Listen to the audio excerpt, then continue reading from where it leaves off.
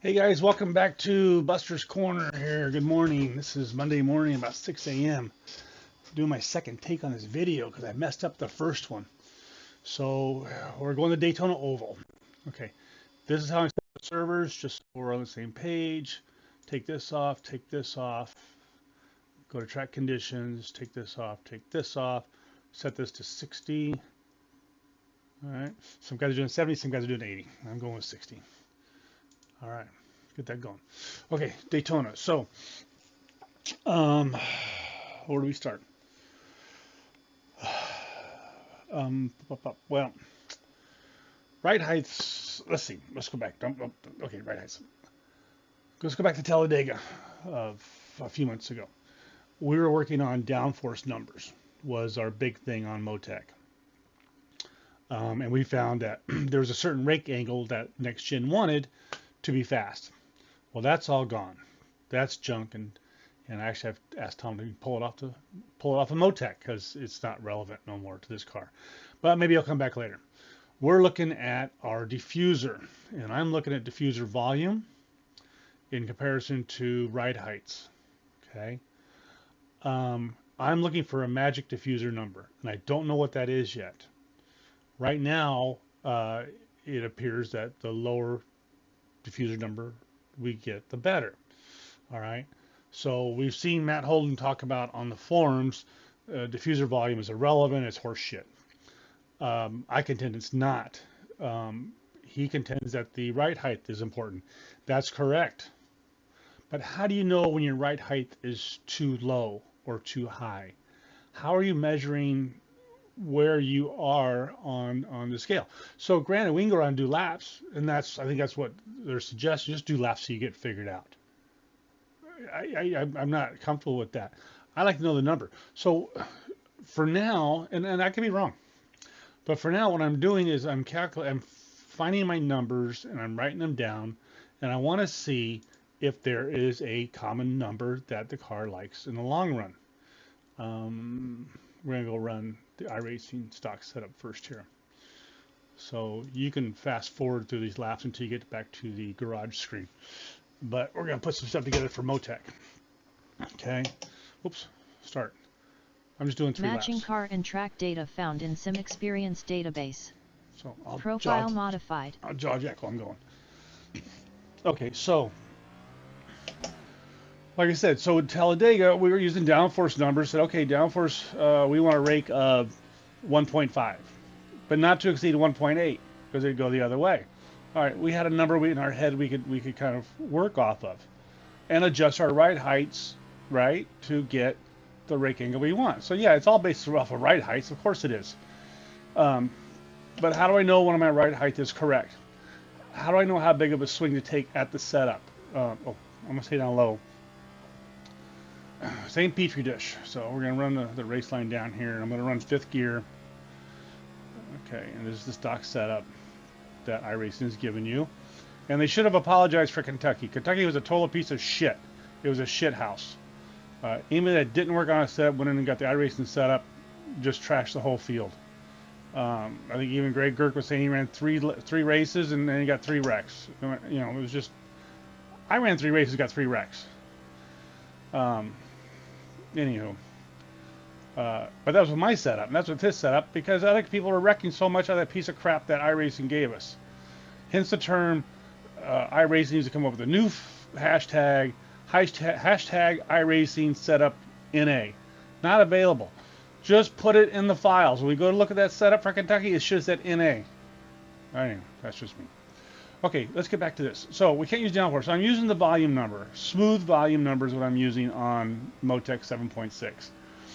And I'm writing that number down as I go, and I'll show you what the number is on this setup compared to my setup, and we'll see how the 2 numbers relate. 1 more lap. 3rd lap's always the fastest. Okay, so that's what I'm working off of here. Now, when I did the Daytona Road setup, I didn't even look at diffuser stuff. I got the car as low as I could, because you're tossing and turns, you can't do diffuser volume. So there, on the road, I set it up just so I'm not hitting so much in the turns on the high bank. And we'll talk about replicas here in a second. All right. So, diffuser volume. What is the number? We don't know. I don't know. It may be irrelevant. Like Matt Holden said, diffuser volume's irrelevant. Go off your ride heights. Well, what if my ride height's correct? I don't know. Okay. All right. That's our third lap there. The car is really loose and free in the steering. Could be a steering adjustment thing. But I think this car is going to be all over the place in a draft. I don't think this setup's going to hold a line. Actually, no, it's not going to hold a line. You can tell by the feel of it. Okay, let's go get mine. Because we want some numbers. Okay, and this is going to be my oval 2.1 that I put together last night. And I was able to get a 50.28725 out of it last night. Okay, same test. Same Petri dish. And we'll talk about this one a little bit.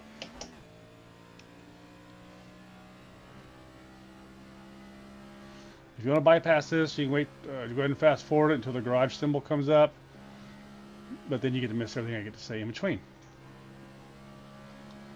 Okay. Let's get out of the track. Okay. All right. So, in the old Cup cars, if you got them down too low, the pan would scrape. The frame would scrape, right? And when this frame would scrape, the car would lose traction on the tires, and the car would just slide across the track. So when you hear the noise of the car scraping, that was bad, and you had to go back and fix it. Now, with that said, these have what they're calling skid blocks, right? And these blocks are not metal. They're, I don't know, plastic or some fiber, carbon fiber thing. All right? So you're not hitting the pan, but you're hitting the skid plates. Skid plate. Why would they call it a skid plate? Because you can skid on it. All right. This setup is very low, is what I'm getting at. Now, you remember in the old days, Daytona, night races, you would see the pan scrape. It was a spark show. It was a light show. It was cool watching the cars hit the bottom and like a welding thing going on, right? So these are non-metallic, so you won't get the sparking. And actually, I don't think you're supposed to hear the sound of it either, but you do. At least I do. So I got this guy set up really low to the ground with a 377 on first lap.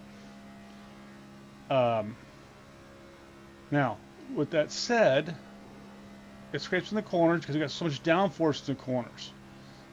I think that's going to go away in a long run. I've not actually ran this set on a long run. I was running my other one. This was lower than the first one I had. As the tire pressures come up, the car's going to rise. All right, and the scraping is going to go away in the corners. You're not going to wear off your skid plates. I don't think they wear out. Oh, good question. Do they wear out?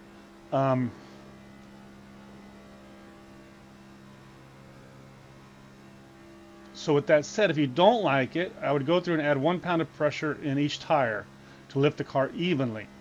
If you go in and play with the ride heights, you're going to throw off the angle of the diffuser. Is that my third lap? That's my third lap.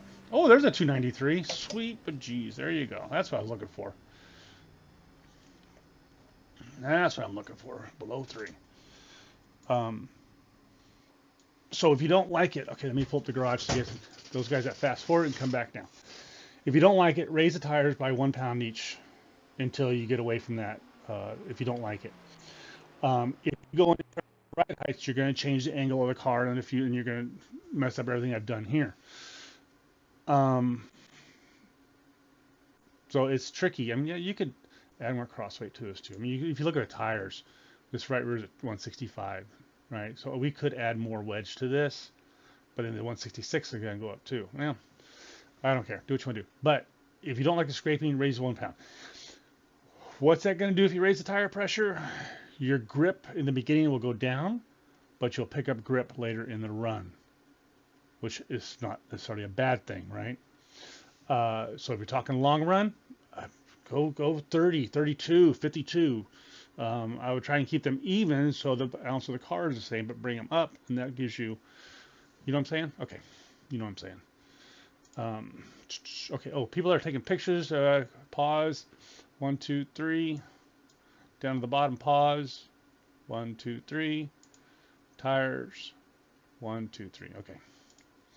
How do we do on laps compared to the stock setup? Stock setup 30.6s. 30 point. There's a 0.3 and a 0.293. Killed it. Just killed it. All right. Let's go find our Motec. This is on, right? Okay. Let's see. The first one is this is Iracing setup. Now Iracing has access to Motec, and I've always heard the BS story. Well, we got to make the setup so that anybody can drive them. Okay. Why couldn't you make this one better? Let's take a look here.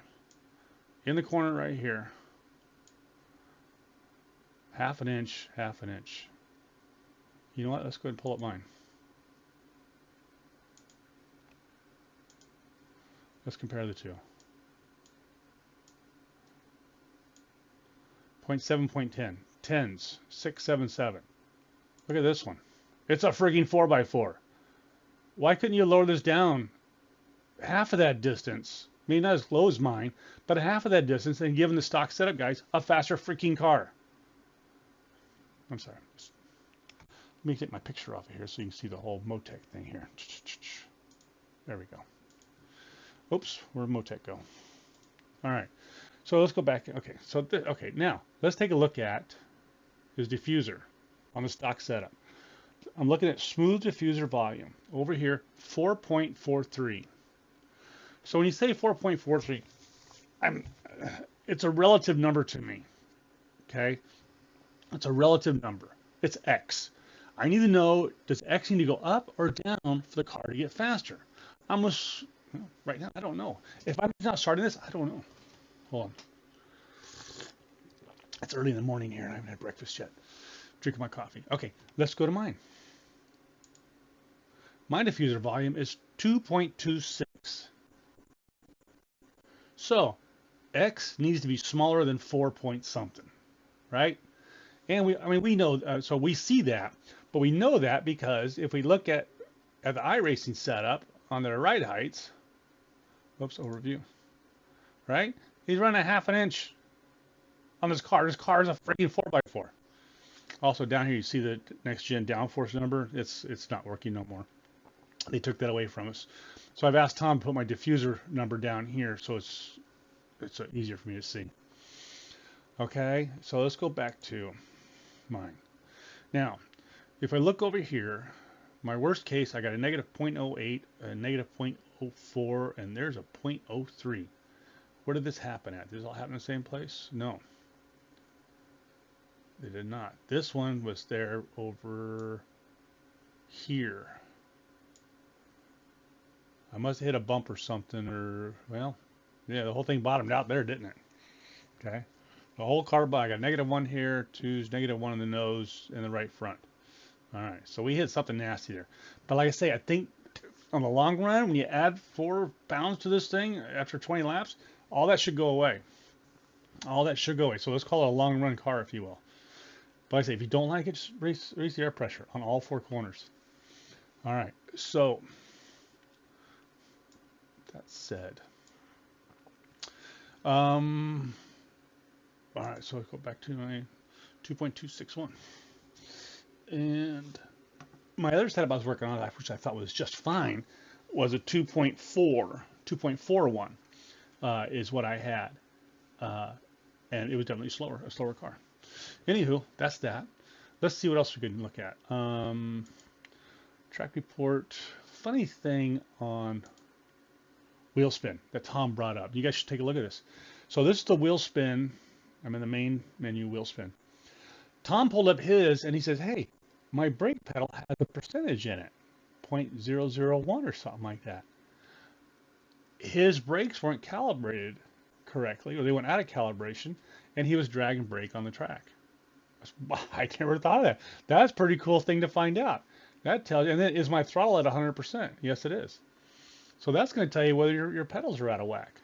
Huh. Too funny. Suspension. This is just eye candy. I don't even look at this stuff anymore.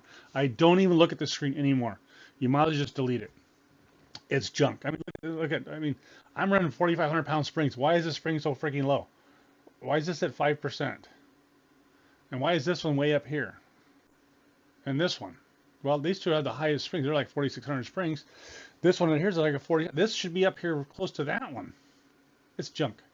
It's junk, you guys. Arrow, next gen downforce is not working. Smooth ride heights. I don't, yeah, see, yeah, no, that's not using any of that. Ride heights, and here is important because here you can come look at your, here I got a negative, like I said, -8, -4, -3. And then you can see on the track, like this one right here, I know what that one is. This one is over here where this bump is. And this is going to be that nasty bump coming out of turn 4. The car goes kaboom, kaboom. You can get rid of that with iRacing setup because they're so high in the air. They're kicking that into 4-wheel drive to get over those bumps. Okay, I think that's all I got for you guys. Let me see. Not much else to talk about here. All right. So if I look at so my low spots down in this corner here, you got but like I said, this is going to go away, and then over in this corner is fine, right? Yeah, except that one nasty bump right there. Over there where the ass end drops when the front nose comes up. And it probably goes vice versa as it goes over that thing. All right, those are good ride heights right there. Those are good ride heights. Boom, boom, boom. All right. I think that's it. Right? So that's what I got. If you okay. Yeah, we're done. I'm not worried about tire wear on this one. You can play with cambers a little bit. Just if you get to mess with this car, the cambers like that, and the shocks, just write down your ride heights here first. All right, write down your ride heights so you try and come back to it. And really, you can play with the toe. To me, the toe doesn't do a whole lot. But watch this ride height of 0.700. See how I can affect that just by a little bit?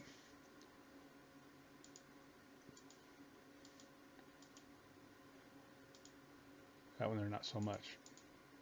But you can affect your ride heights by that if you fine tune it. Okay.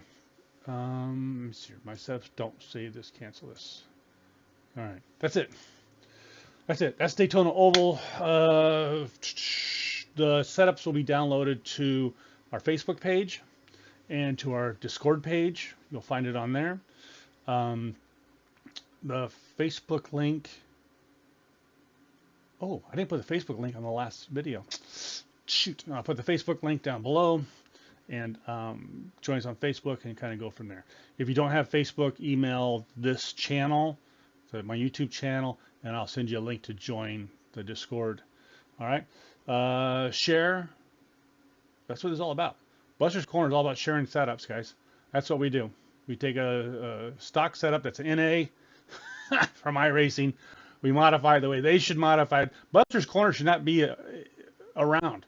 iRacing should make better freaking setups for us, but they don't. So that's where we come in. We're making better setups, sharing them to the community, so you have a better race day. That's it. Have a happy race day. Say hi to Bob, Tom, and Bill on the racetrack. Bye-bye, guys.